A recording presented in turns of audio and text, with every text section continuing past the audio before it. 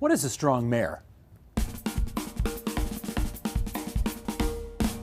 Let's start with what a strong mayor isn't. This has nothing to do with weightlifting or muscles or anything like that. A strong mayor refers to new powers that are going to be given to two mayors in the two biggest cities in the province of Ontario, Toronto and Ottawa.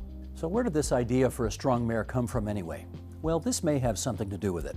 In the last election in the capital city of Ontario, Toronto, John Tory got 479,659 votes. That's a lot. Paula Fletcher, who was a councillor in Ward 14, she got 16,468 votes. Why would John Tory's 479,000 votes be good for one vote on Toronto City Council, and Paula Fletcher's 16,000 plus votes also be good for just one vote on Toronto City Council? So Premier Doug Ford made a decision. He decided that he wanted to give the mayor in Toronto and Ottawa more powers so that it reflects the more votes that they actually get. What are they going to be able to do? Under the current system, if the mayor in Toronto or Ottawa wants to get something done, they've got to ensure that they've got the majority of the votes on council. It won't be that way going forward under a strong mayor system. For example, if they want to have a study into some kind of public policy issue that they may want to advance, they can just order the bureaucrats to get it done. They don't have to get the majority of council on side for that. If the mayor wants to create a new department at City Hall or reorganize the existing departments at City Hall, they can do it.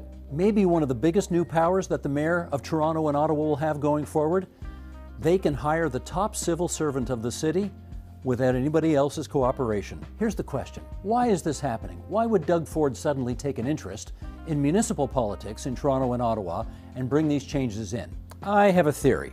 Premier Ford has had a family business in the city of Chicago for many, many years, Deco Labels and Tags. In Chicago, they have a strong mayor system there. And I've always had a hunch that Doug Ford has liked that system better than what we've had here. Now, here's one of the potential downsides of all this new power for the mayor of Toronto and Ottawa.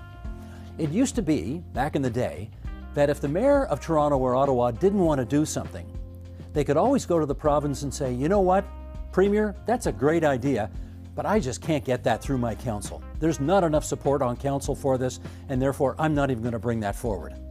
Now that might have ticked off the Premier, but it made the mayor happy because probably the mayor secretly didn't want to do it anyway.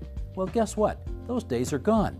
If the mayor of Toronto or Ottawa have the authority to do whatever they want, whenever they want, they can't very well go to the Premier anymore and say, I can't get that through council, because you know what? They can get anything through council going forward. So that argument is gone.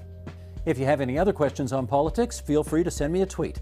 I'm at spaikin, that's S-P-A-I-K-I-N. And while you're here, check out some of our other videos as well.